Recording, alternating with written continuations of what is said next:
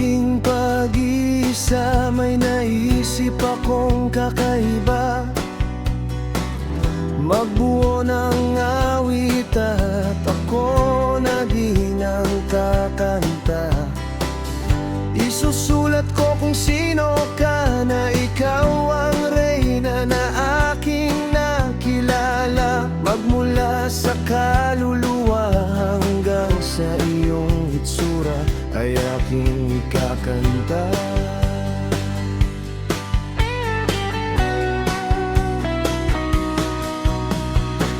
Parang lalaki ang galawan mong nakikita,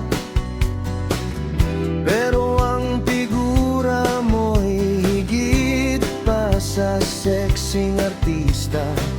Sabi ko nga tomboy ka, pero reyna ka ng pantasya. May ubog ang katawan, maliksi at maganda.